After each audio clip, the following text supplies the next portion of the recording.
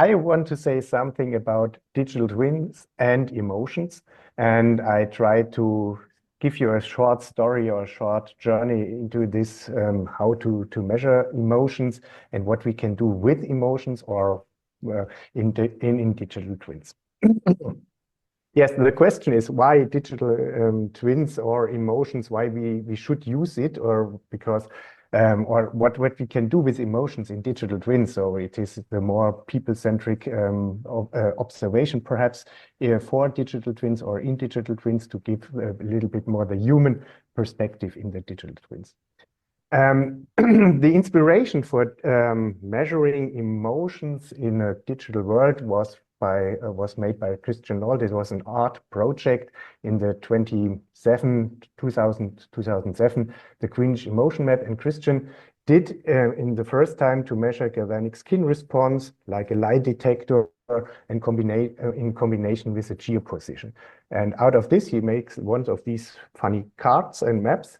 And after that, he combined all these measurements together in a heat map where we can see the arousal of all the people going through the city. And that was, for me as a planner, a very, very inspirative way to see, hey, what's happened exactly right there where all the people has a high arousal, and what we can do and can we use it for urban planning. We had a project, Urban Emotions, where we researched a lot of these questions, how we can extract emotion information out of social media, how we can tag it on a map, and you see at the last one, also how we can use it, or what opportunities we can have with virtual reality. In these times, we called it 3D Stadtmodelle, 3D city models. Now it is a little bit more the stuff of digital twins. What can we measure for stress? Is this fear? Is this happiness? Is this sadness? What sensor can we use? We should take heart rate or respiratory measures?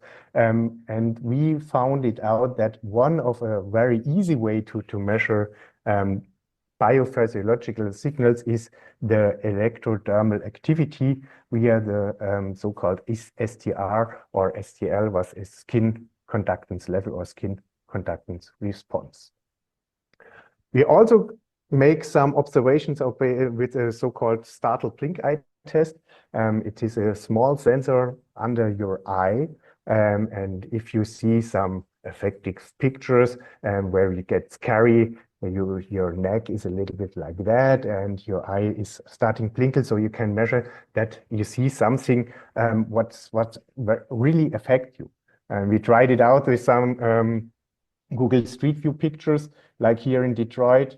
This was 10 years ago, and during the observation time where Google Street View make the picture once again, we had also the opportunity on the same place to see what's happened there and do people react on these pictures. Then we had the other opportunity to do our own measurements, like Christian Nolte, with a so-called smart band. It is, you see it, it's very prototypic way, and we combined it with GPS and some cameras. Was more a camera like for pets, where you can hang it around your cat or your dog, that you see where the dogs and the cats go around. And we made the first experiments in the city of Mannheim, and we see, okay, something happened here. So people go around. Here is a very noisy and a very scary situation because of the tram. There's some music for relaxing. You see it like here. And people have hunger. Okay, they're getting a little bit more calming down. But if they have a pressure of time, they have a very high arousal. We tested also, and so we go to the first time to a kind of digital twin like Google Earth in the forest of Kaiserslautern. People or a student of us walked around there, and just see it like that, just make it like here. So start it once again. Hoppala. So she started here, and now she get lost in the woods. Now she recognized, oh, I'm lost, and now she come back to one of the landmark and was very satisfied after she knows that it is back in her world. And for us, it was very funny to see that it works. For her, it was okay, a little bit an annoying situation. After that, we said, okay, let's do a little bit more to this football soccer theme in Kaiserslautern. Let's have a look for a gameplay of the famous FC Kaiserslautern. And you see during a match, how people react to a football game was very, very a boring game. Now we write that. We take one goal, and after that, the game was very, very boring once again. And people go out of the stadium into the city, and you see every time the small person here has a red hat. It was a very dense situation where people getting in stress into the urban context. So it works also, that's fine. And then we tried out, okay, is it another opportunity to measure it, like during bicycle rides? And you see a situation like that, where a car comes from right, you see people getting in stress, or on the other side, you see here, it's the pavement in Kaiserslautern. It's very ruckling, and so the surface is not so good, and get also a stress situation out of that. So how it works, and this is a very easy approach, because we measure electrodermal activity. You get the stimulus, the trigger, you see, okay, something happened here, and after 2 or 5 seconds, the skin conductance level is increasing, and say, okay, this is cold sweat like that, and you get these goosebumps, and you can measure it in that way. We combine it with skin temperature. Skin temperature is decreasing a little bit after 5 seconds, and then we have the pattern to measure a kind of stress, or it is more a kind of negative arousal. We validate it also in lab situation. You see here the signal horn, and every time we push the signal horn like that, you see people getting in stress, so it works, and we figured out that the measurement method is okay right now. And now you see why we come to the digital twins. We combine it a little bit more. We said, okay, let's do some measurements in cities, and can we adopt these measurements for a digital twins, or can we learn from measurements in a digital twin for reality a little bit? So what is our equipment right now? It is like that. So we have a camera wearing for getting the impression of a first-person view.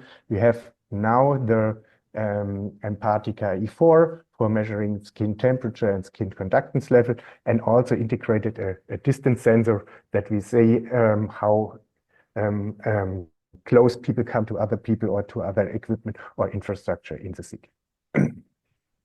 The setting is like that. People get the measurement stuff and go around into the city, for example, for Osnabrück. And then we have the initial data collection phase, where people go around. It is, perhaps like Strava or other fitness apps, and see around, okay, it's like that. And you see where are the most important routes into the city.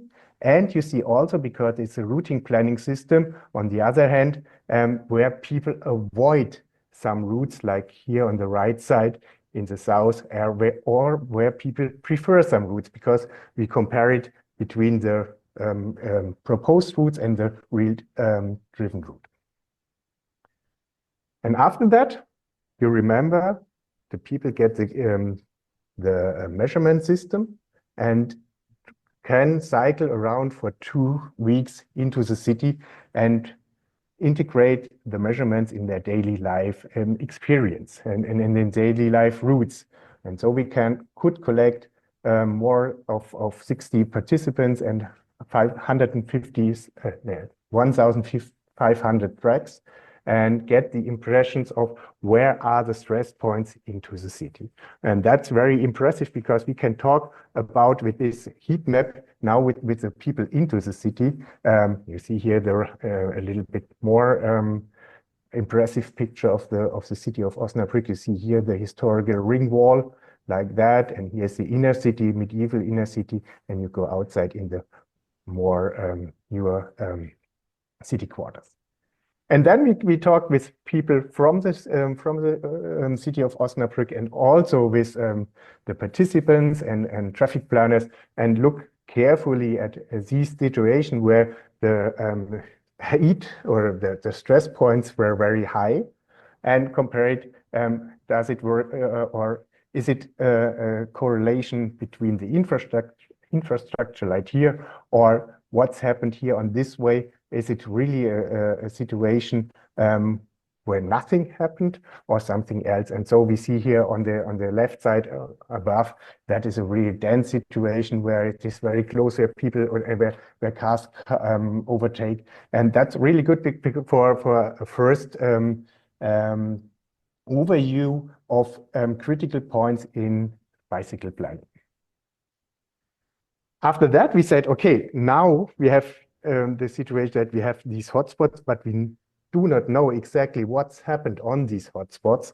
And are there nearby collisions, or are there collisions, how people come too far together? And these are the situations where why people do not bike or go on bicycle, or why people don't want to go over a special pavement or something like that.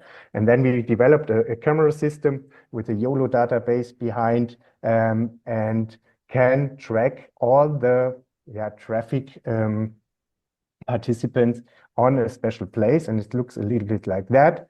We detect the participants, and you see like that, there's a bicycle, and now is the car driver going over the crossing, and can integrate it, and now I stop it, can integrate these data right now in a digital twin for better simulation, for getting into contact with the citizens. You see like that. And what we also do is to integrate some traffic simulation into this model, and combine it with a bicycle simulator. So these are sumo simulation, traffic simulation, and the bicycle simulator you can combine the virtual world with an immersive experience, and to see how close some cars come to you. I think some people would ask right now, did you do there some emotion sensing measurements in the digital twin? Yes, we did. But I have to say, we were not very successful with that, because we have no reaction into the digital twin. So we have a kind of motion sickness, a lot of kind of motion sickness. People are getting very, can we go out during the drive on the simulator? And we have not this reaction we expected. And I talked with some psychologists, traffic psychologists, and they said, okay, you see, it is more like a game. So they are too safe in their thinking. And it is not like the real environment where you can measure where you can simulate the real world situation. Yeah.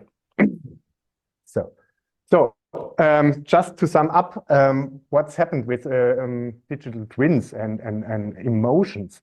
Can we do the stress measurements like I explained before in the digital twin? Now it works not so good because of the points I explained to you. We can visualize our stress data, or all these data we collected, like GPS points and the trajectories in the twin. It works, yeah, that's good. We can measuring stress during cycling or walking. That's also an opportunity. And we tried it in different situations. Like here, we have a group of students with an H-men suit, so they can try out how it feels if they are over 60 years old or over 70 years old, and how they react on a normal infrastructure. And this is very good to have this change of perspective for some experiments. What we do now after that we can say, okay, we have the possibility of this digital information, and we have the possibility of collecting a lot of data and have a lot of large data repositories. We want to look a little bit more to the environment, and that's where is the next research question, how it works. Can we collect data out of the environment and interpret it a little bit better to see how people react on different situations? And so we try to combine a little bit our stress measurements with the situation which are in situ at the city where we do the experiments, and do a kind of linear stressor measurements and pointings. And it looks like that, so that we see, for example, for how many objects or how many symbols are there.